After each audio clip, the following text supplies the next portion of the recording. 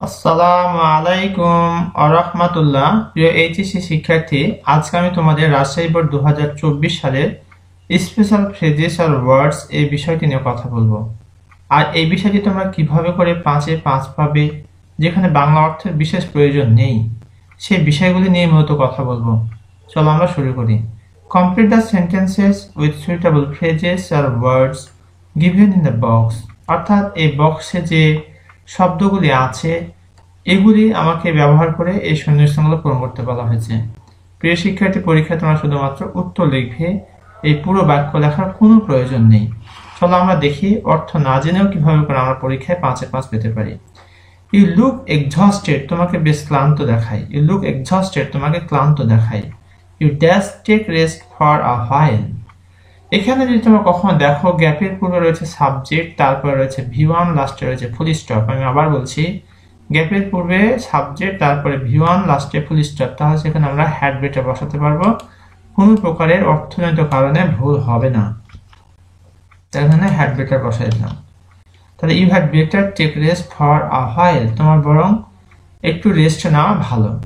যদি তোমার ক্লান্ত দেখাচ্ছে, তোমার বরং কি নেওয়া দরকার, একটু কিছুক্ষণ সময় তোমার রেস্ট নেওয়া ভালো। The thief has fled away, চোরটি পালিয়ে গেছে। That he might be caught. প্রিয় শিক্ষার্থী, আমরা যদি কখনো দেখি যে গ্যাপের পরে সাবজেক্ট রয়েছে, গ্যাপের পরে কি রয়েছে সাবজেক্ট, তারপরে শুড অথবা মাইন্ড, শুড অথবা মাইন্ড, তারপরে V1, এই কনসেপ্টটি অথবা এটা প্যাসিভ ভয়েসে যদি হয় তাহলে গ্যাপের পরে সাবজেক্ট, তারপরে শুড অথবা মাইন্ড, তারপরে B প্লাস V3, এমন যদি কোনো কনসেপ্ট থাকে এবং তার আগা দিকে একটা বাক্যাংশ থাকে, তাহলে সেখানে আমরা লেস্ট বসাই দেব। লেস্ট মানে হচ্ছে পাছে ভয় হয় যে। অর্থটা দিয়ে খেয়াল করি, the thief has fled away, চোরটি পালিয়ে গিয়েছে। লেস্ট পাছে ভয় হয় যে, হি মাইট বি কট, সে ধৃত হতে পারে, অর্থাৎ তাকে ধরা হতে পারে, এই ভয়ে সে পালিয়ে গেছে। Dash has seen the snake, I dash became awestruck. এখানে একটু খেয়াল করি আমরা, বলছে ড্যাশ, এখানে দুটি গ্যাপ রয়েছে। যদি দুটি গ্যাপ থাকে নর্মালি আমরা দেখতে পাবো যে এখানেও দুটি মানে মাঝখানে ডট ডট থাকবে। এই কনসেপ্টটি আমরা আরো দেখি, এখানে ডট ডট রয়েছে, তো দুটি ডট ডট এখানে, অর্থাৎ ডটের আগে একটা অংশ পরে একটা অংশ। এই কনসেপ্টটি হবে এখানে নো সোনার হ্যাড দেন। প্রশ্ন হলো no sooner had dot dot দেন হবে, আমি বুঝবো কি করে? এটি বোঝার একটি সহজ উপায় হচ্ছে যে তোমার গ্যাপের পরে সাবজেক্ট থাকবে, সাবজেক্টের পরে V3 থাকবে, গ্যাপের পরে সাবজেক্ট, তারপরে V3, আর এই গ্যাপের পরে পাস্ট ইনডিফিনিট টেন্স থাকবে, দ্বিতীয় গ্যাপের পরে পাস্ট ইনডিফিনিট টেন্স থাকবে। আমি আবার বলছি, প্রথম গ্যাপে পর সাবজেক্ট থাকবে, তারপরে V3 থাকবে, তারপরে দ্বিতীয় গ্যাপের পরে পাস্ট ইনডিফিনিট টেন্স থাকবে। এমন যদি থাকে তাহলে সেখানে আমরা বসাই দেবো no sooner had dot dot দেন, এই কনসেপ্টটি বসাই দেবো এখানে।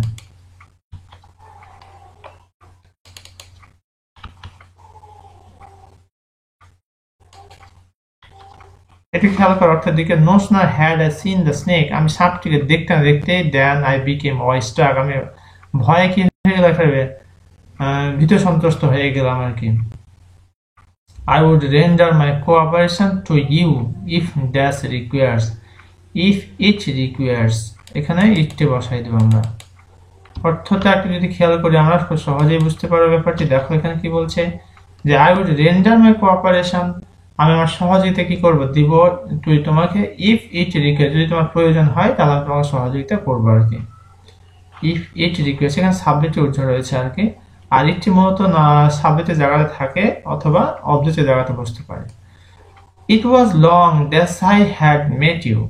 প্রিয় শিক্ষার্থী, যদি কখনো দেখো গ্যাপের পরে রয়েছে পাস্ট ইনডিফিনিট, পরে রয়েছে পাস্ট পারফেক্ট, গ্যাপের পরে পাস্ট ইনডিফিনিট, পরে পাস্ট পারফেক্ট, তাহলে সেখানে আমরা বসাই দেব সিন্স। এর আরেকটি রুলস রয়েছে কিন্তু এখন দরকার নেই, আমরা দুটোকে মাথায় রাখি এখানে। আগের আরেকটি রুলস আছে তোমার, যে আগের অংশ যদি প্রেজেন্ট ইনডিফিনিট অথবা প্রেজেন্ট পারফেক্ট হয় এবং পরেরটা পাস্ট ইনডিফিনিট হয়, সেখানেও কিন্তু সিন্স বসে। কিন্তু সেই রুলসটি যদি এখানে নেই, এখানে আছে গ্যাপের পরে পাস্ট ইনডিফিনিট, পরে পাস্ট পারফেক্ট, এমনটি থাকলে সেখানে আমরা সিন্স বসাই দেবো। অর্থ না জেনে খালি টেন্স জানলেই চলবে। He dash he met me, he hugged me warmly, এখানে আমরা বসাবো as soon as. As soon as একটি যে কনসেপ্ট, সেই কনসেপ্টটি হলো এটা বাক্যের শুরু যেহেতু এই কারণে এটা বড় হাতের হবে। as soon as he met me, যত শীঘ্র সে আমার সাথে সাক্ষাৎ করেছিল, যত শীঘ্রই সে আমার সাথে সাক্ষাৎ করেছিল, he hugged me or me, সে আমাকে কি করেছিল, উষ্ণ অভ্যর্থনা বা আলিঙ্গন করেছিল, খুব ভালোভাবে আমার সাথে আলিঙ্গন করেছিল। as soon as he met me, যত শীঘ্র সে আমার সাথে সাক্ষাৎ করলো, he hugged me or me, সে আমাকে কি করলো, আলিঙ্গন করলো বেশ ভালোভাবে আর কি।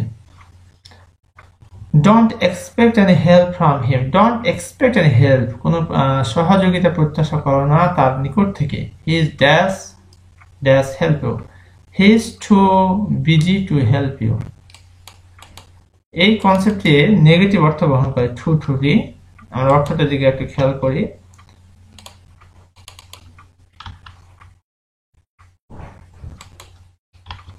এখানে অর্থটি হচ্ছে হি ইজ টু বিজি, সে এতটাই ব্যস্ত যে টু হেল্প ইউ, তোমাকে সাহায্য করার সময় তার নেই। Don't expect any help from him, তার কাছে কোনো সহযোগিতা প্রত্যাশা করো না। He is too busy to help you, সে এতটাই বেশি ব্যস্ত যে তোমাকে হেল্প করার তার সময় নেই। I am an orphan now, আমি এখন একদম এতিম। That's my father had lived longer। এখানে would that এই কনসেপ্টটি আমরা বসাবো। প্রশ্ন would that আমরা কখন বসাবো, কিভাবে বুঝবো, সেটা আমাদের মাথায় রাখতে হবে। দেখো I am an orphan, আমি এখন একটা এতিম। would that এই অর্থটা যদি অর্থে কাউন্ট হবে, would that my father had lived longer, যদি আমার পিতা কি দীর্ঘ সময় বেঁচে থাকতেন, এটা আকাঙ্ক্ষা প্রকাশ করা হচ্ছে আর কি। তাহলে আমরা কখন would that বসাবো, যদি দেখি যে গ্যাপে প্রথমে গ্যাপ রয়েছে, তারপরে সাবজেক্ট রয়েছে আর কি, এবং সেখানে ইচ্ছা আকাঙ্ক্ষার কথা দেখা দেবে আর কি। তাহলে I am an orphan now, এখন আমি একজন এতিম। would that my father had lived longer, যদি আমার পিতা দীর্ঘ সময় বাঁচতেন। he cannot walk for few steps, he cannot walk for few steps, সে কয়েকটা কদম বা কয়েকটা ধাপ হাঁটতে পারে না। That's run for a mile, এখানে বসাবো let alone। প্রিয় শিক্ষার্থী, let aloneটা কখন বসে আমি সে বিষয়ে আলোকপাত করছি, একটু খেয়াল করি, তাহলে সহজে এটাকে আয়ত্তে আনতে পারবো। সেটা হচ্ছে গ্যাপের আগের অংশে আমরা অবশ্যই দেখতে পাবো যে can not, could not, may not, might not, সাবজেক্টের পরে can not, could not, may not, might not যেমনটি থাকে।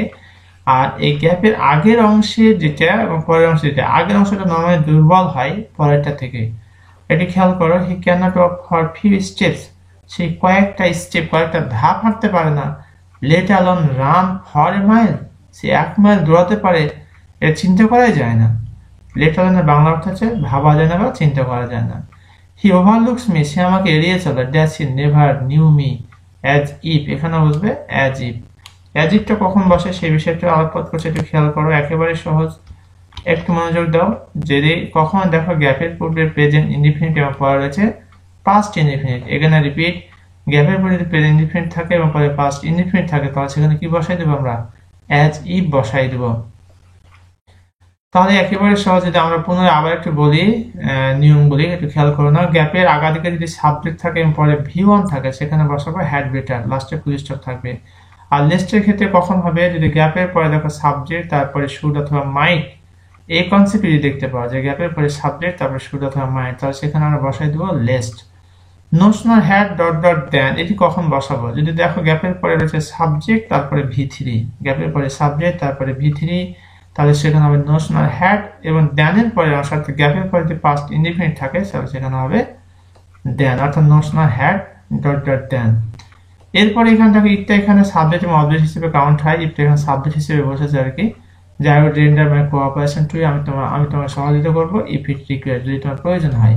এটা long dash I had met you. প্রিয় শিক্ষার্থী, একটি বিষয় খেয়াল করো, গ্যাপের আগাদিকে পাস্ট ইনডিফিনিট, পরে পাস্ট পারফেক্ট টেন্স থাকলে সেখানে সিন্স বসে। আর অ্যাজ সুন এর ক্ষেত্রে যেটি হয়, উভয় অংশে একই টেন্স প্রায় হয়। দেখো he met me past indefinite, he hugged me or নেটও পাস্ট ইনডিফিনিট। দুটি টেন্স যদি প্রায় একই টেন্স হয়, তাহলে নরমালি সেখানে কি বসে, অ্যাজ সুন এজ বসে। Don't expect any help from him, he is too busy to help you. তারপরে এখানে দেখা যাচ্ছে উড দ্যাটটা ইফের মতো কাজ করে। তারপরে এখানে দেখো লেট এবং ভাবা যায় না বা চিন্তা করা যায় না, আগে সাবজেক্টের পরে ক্যান নট বা কুড নট, মে নট বা মাইট নট থাকে, এটা খেয়াল রাখতে হবে। আর অ্যাজ ইফের ক্ষেত্রে পূর্বাংশ পাস্ট প্রেজেন্ট ইনডিফিনিট হলে পরেরটা পাস্ট ইনডিফিনিট হয়।